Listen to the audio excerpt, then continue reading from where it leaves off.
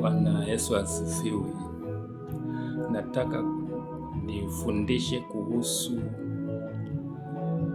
kujua ukweli na kukaa huru, kwa sababu watu wengi wamekaa na hawajui ukweli, na ndio maana hawajakuwa huru. Sasa John chapter 8 verse 32 inasema ya kwamba you shall know the truth and the truth shall set you free. Na tukisoma kwa Philippians chapter 3 verse 18 and verse 19 inasema kwamba for many walk of whom I have often told you and now tell you even weeping that they are the enemies of the cross of Christ, whose end is destruction, whose God is their belly, and whose glory is in their shame, who set their mind on earthly things. Yani wanawania mambo ya dunia. Sasa hapo kwa kuwania mambo ya dunia ndio nataka nieleze zaidi, ndio uweze kupata choice yako ambao utaenda nayo katika maisha yako. Utachagua gani? Sasa basi ni hivi. Mnajua ya kwamba ujanja, kila mtu akona, kila kitu kiko na ujanja. Na nataka niwaambie ujanja 3. Kuna ujanja wa nyani. Ujanja wa nyani tunajua sote kwamba huishia jangwani. Na kuna ujanja ya mwenye dhambi, huishia mautini. Na kuna ujanja ya mtu wa Mungu, hiyo huishia kwenye uzima wa milele. Sasa sijui yako iko wapi. Tunapoanza inasema kwamba those who set their mind on earthly things. If you set your mind on earthly things, tunajua kwamba unajua shetani, kuna Mungu, unajua duniani kuna mungu wa dunia ambaye ni shetani. Sasa wakati unaanza kuset your mind on earthly things, unaanza kuwania mambo ya dunia, basi ujue kwamba kiongozi wako anakuwa sio Mungu tena, anakuwa ni shetani Lucifer, ambao aliangushwa hapa akawa ndio mungu wa hapa chini. Ndio maana hatutaki tuwanie mambo ya dunia, kwa sababu tukiwania mambo ya dunia tutakuwa tumepotea. Kwa sababu mungu wa dunia, nataka nikueleze kifupi kuhusu mungu wa dunia ambaye ni shetani. Yeye ni mfanyabiashara mkubwa na is doing business with the son of man. Anafanya biashara yake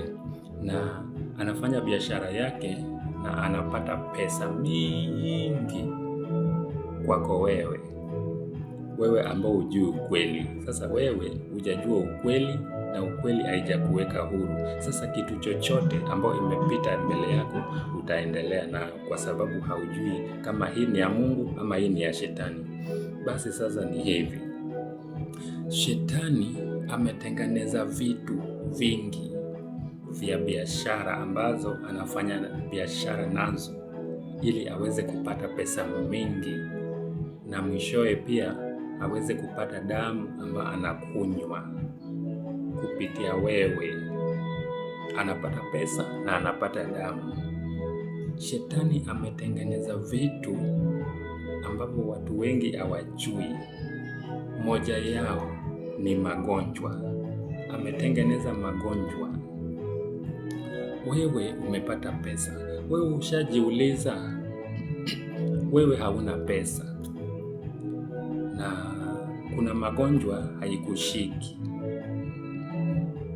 na kuna magonjwa inashika mtu mwenye ako na pesa mpaka anatumia pesa sana kwa hizo magonjwa. Unakuta mtu anatumia hata 100,000 kwa mwezi kwa ugonjwa peke yake. Hiyo anapeleka tu hospitali ili aweze kuwa mzima. Lakini wewe mwenye huna pesa unajiuliza, je, hii ugonjwa yenye imeshika huyu mtu akatumia 100,000 kwa mwezi moja, na next month pia atatumia hivyo hivyo.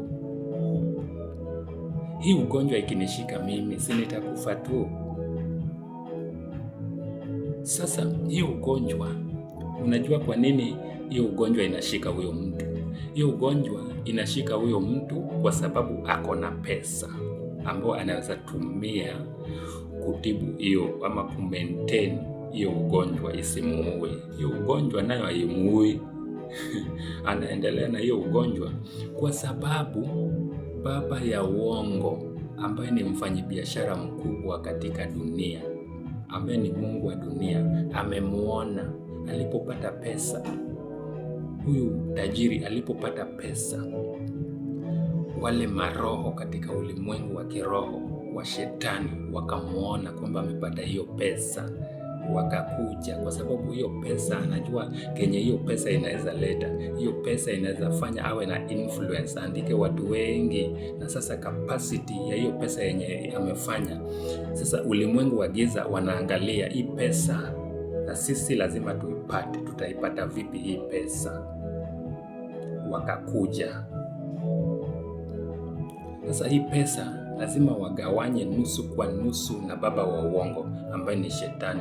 Sasa wanakutupia ugonjwa ambao utakaa nayo maisha yako yote. Inamaanisha utakuwa ukitoa pesa kila mwezi ukipeleka hospitali, na ukipeleka pesa hospitali, hii pesa inaingia mpaka huko chini kwa kuzimu, kwa sababu unajua kuna magonjwa yanatengenezwa kwa devil worshiper, kwa Illuminati. Wanajua hizo chemba. Kuna chemba saba. Kuna chemba saba ambao hizi magonjwa, kuna zile zinatengenezwa kwa chemba ya 7, na kuna ile inatengenezwa kwa chemba ya 5. Alafu wanatuma hizo ugonjwa kama skadi ya mbomu, inakuja kwa wana wa wanadamu ili iweze kuwatesa. Sasa basi, wewe kama ni tajiri na uko na ugonjwa fulani, umetumiwa na baba wa uongo, wanafanya biashara na wewe.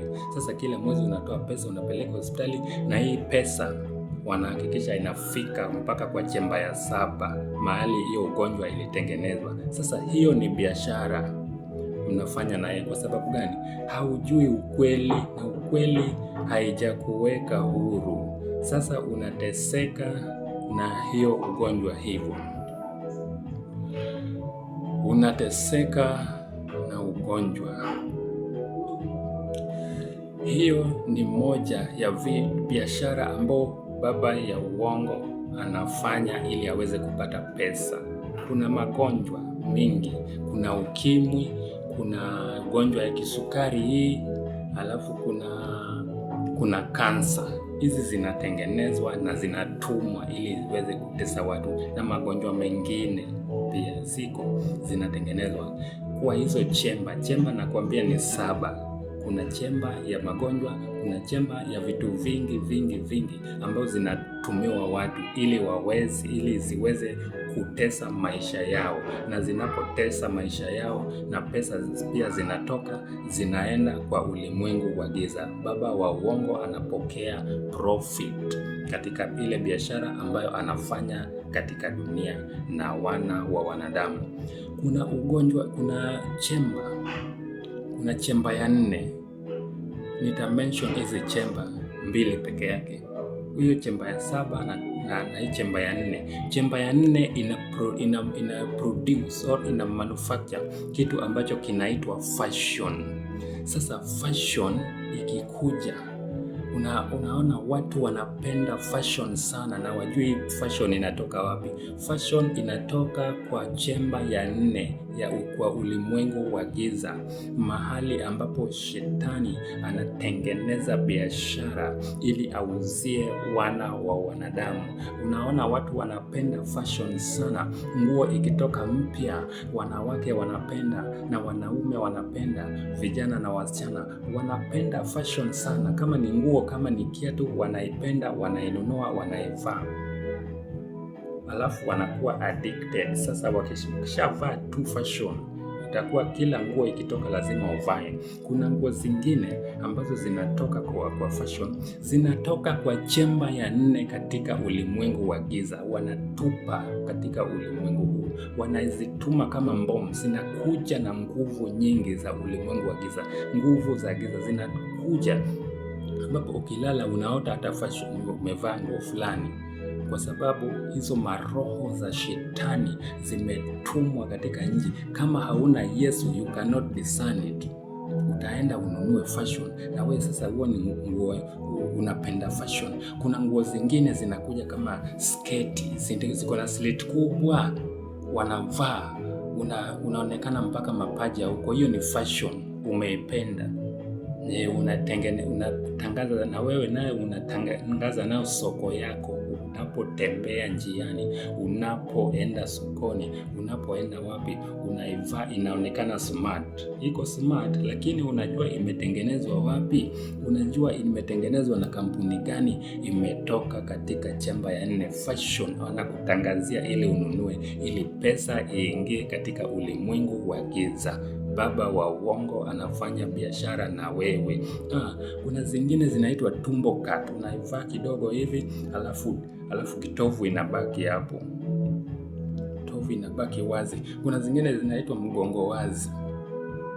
Kuna vitu tofauti za fashion ambazo zimetoka. Ukivaa ukienda, sasa wewe unadhani wewe ndio umefika, kumbe ujui kwamba hujafika. Wewe ndio unafikishwa, lakini bado unaenda utaenda hivyo na fashion, alafu unakuwa addicted. Ukishakuwa addicted na fashion, sasa utazidi kubaki uchi mpaka sasa uvae vitu zingine ambazo hazieleweki. Utaenda hivyo, vile unazidi kuingia ndani ndio vile unazidi kumezwa na baba wa uongo. If you know the truth shall make you free, but if you don't know the truth, baba wa uongo atakudanganya na maisha yako izidi kuharibika. Mtegemee Yesu kama wewe ni mtu ambaye anamjua Yesu, na Yesu atakuondoa katika mambo hayo ambayo zimefichwa sirini. Shetani anafanya biashara na mwisho wake anategemea damu yako. Ukishafanya biashara ukimaliza, anategemea kwamba wewe sasa utakuwa umeingia kabisa. Sasa damu yako ndio ya mwisho. Anafanya biashara. Sasa asifanye biashara na wewe, kwa sababu Paulo anatuambia kwamba hapa kwa Philippians chapter 3 verse 18 that whose end is destruction, whose God is their belly, and whose glory is in their shame, who set their mind on godly things. So you see here that whose glory is in their shame. Sasa inamaanisha kwamba mwisho wake ni aibu tu, utaaibika tu. Maana hata hizo fashion ukivaa, unaona watu wanakuangalia, wenye akili yao imepotezwa huko katika hiyo ulimwengu wa giza. Wanakuona na tamaa, lakini watu kama sisi wakikuangalia, wanakuangalia na huruma. Wanasema sasa huyu jamani amepotea hivi, jamani amepotea. Angejua ukweli si ukweli ingemweka huru jamani. Unapotea na watu wengine wanatamani kukuvua, maana wanasema ya kwamba mnatembea uchi. Mwingine niliona akivuliwa nguo kwa sababu hiyo nguo yenye amevaa hata haifai jamani, anatatiza watu njiani. Ikabidi watu wamvue, manake sasa hii baba wa uongo amekuharibu, amekuonyesha nguo ambayo hufai kuvaa na kutembea njiani. Unapotaka kutoka, unajiangalia kwa kioo, alafu unaondoka unaenda na umevaa kitu ambacho haifai kabisa. Unajua umedanganywa na nani? Baba wa uongo anafanya biashara na wewe na anakuharibu akili. Sasa wewe unavaa tu nguo, unavaa tu, unasema eti uko sokoni. Uko soko gani? Uko soko gani? Kama sio baba wa uongo amekudanganya, mrudie Yesu Kristo akuokoe uwe mtoto wa Mungu, na usidanganyike tena na shetani. Shetani anakudanganya, shetani anakupeleka kaburini kabla ya wakati wako, anakupeleka kaburini. Their end is destruction. Hao ni maadui wa msalaba wa Kristo. Maana baba wa uongo akishakudanganya hivi, unakuwa adui wa msalaba wa Kristo. Na Paulo anasema ya kwamba, for many walk of whom I have told you often, and now tell you even weeping, that they are the enemies of the cross of Christ, whose end is destruction, whose God is their belly, and whose glory is in their shame, who set their mind on earthly things. Alafu anasemaje kwa verse 20 kwamba for our citizenship is in heaven, from which we also eagerly wait for the Savior, the Lord Jesus Christ, who will transform our lowly body, that it may be conformed to his glorious body, according to the working by which he is able even to subdue all things to himself. Amen. May God bless you with his word.